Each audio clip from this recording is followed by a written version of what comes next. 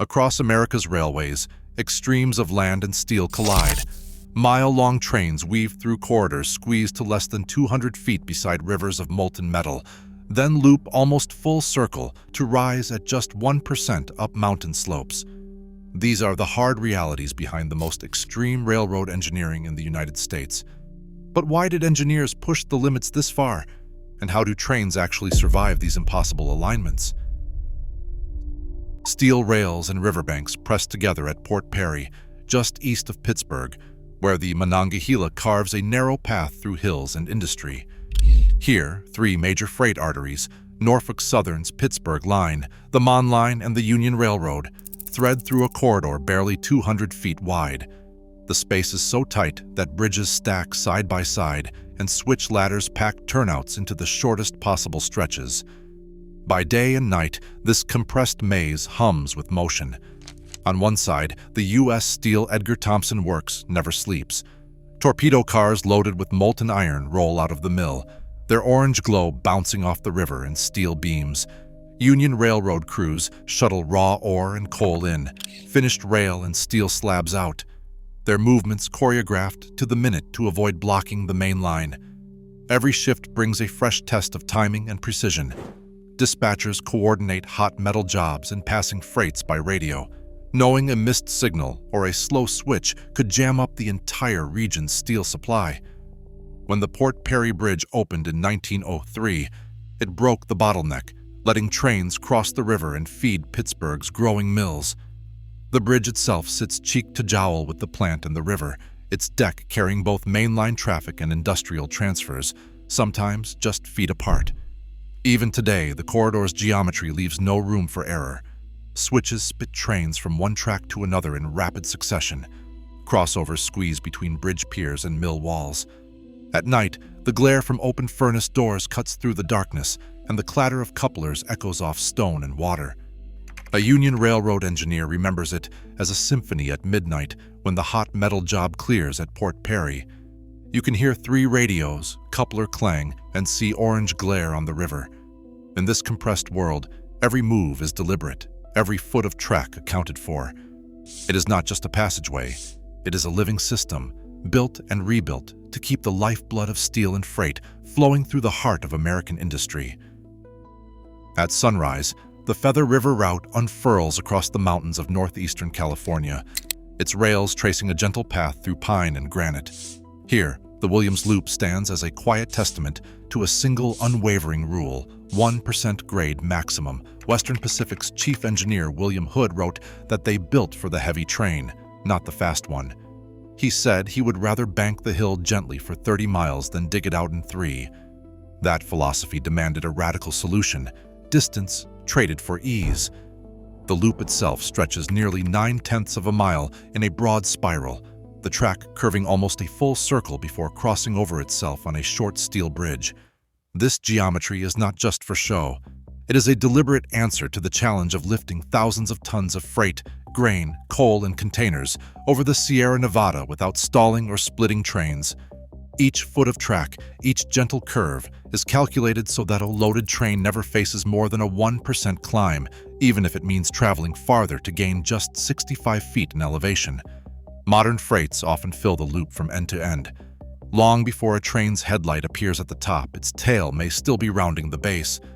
Locomotives are not just found at the front. Distributed power, engines placed mid-train or at the rear, keeps the massive weight moving smoothly. Their combined effort becomes visible as 3 sets of engines occupy different parts of the loop at once.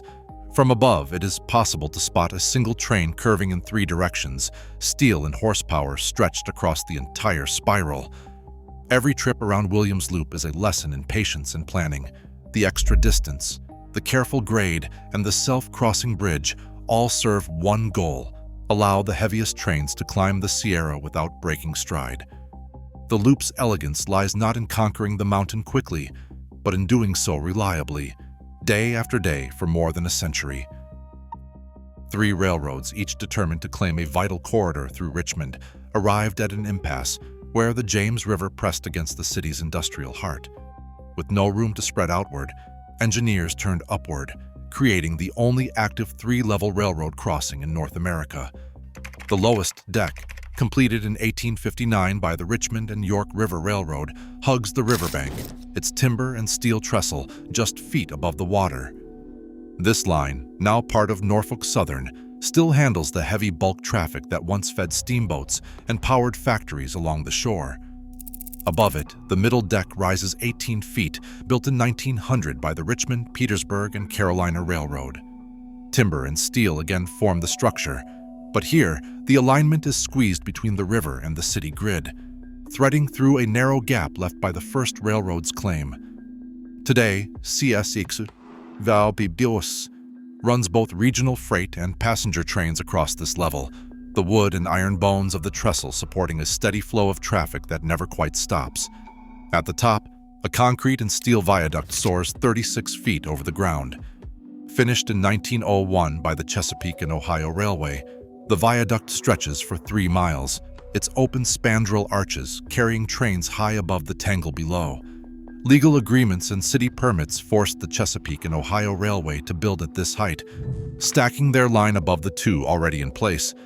The result is a towering main line, now also operated by CSX, that connects coal fields to the coast and serves as a vital artery for both freight and Amtrak long-distance runs. Each layer tells a story of negotiation and necessity. The lowest line claimed the river's edge by charter, the middle negotiated for air rights when no ground remained, and the top was required by law to soar above both. Today, all 3 levels remain in daily use, trains gliding across each deck, each fulfilling a distinct role in the modern network. Richmond's triple crossing stands as a vertical solution to a horizontal deadlock, a living monument to the ingenuity of railroad builders who refused to be boxed in by the land. In the heart of the Allegheny Mountains, a sweeping arc of rail curves across the hillside, an earthwork born from sweat and endurance, still guiding the nation's heaviest trains more than a century later. The Horseshoe Curve was carved by hand in the early 1850s, and it stands as a monument to human grit. Nearly 400 laborers, most of them Irish and German immigrants, spent over 2 years digging, blasting, and shaping the mountain with picks, shovels, and black powder.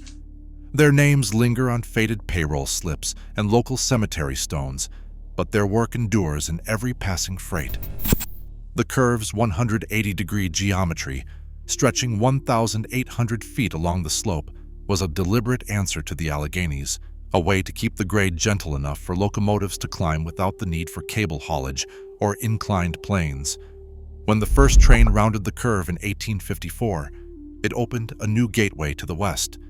The design allowed for continuous heavy freight movement over the summit at Gallatin, a feat unmatched at the time. Even now, the same alignment remains essential. Modern Norfolk Southern trains, often stretching over a mile long, approach the curve with helper engines pushing from behind, a practice as old as the curve itself. These helpers, sometimes controlled remotely, provide the extra power needed to crest the mountain, then peel away as the train levels out beyond the summit.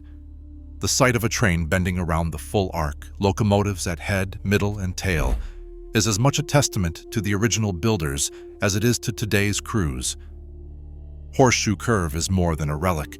It is a living artery, recognized as a National Historic Landmark, still carrying the weight of American industry across the backbone of Pennsylvania.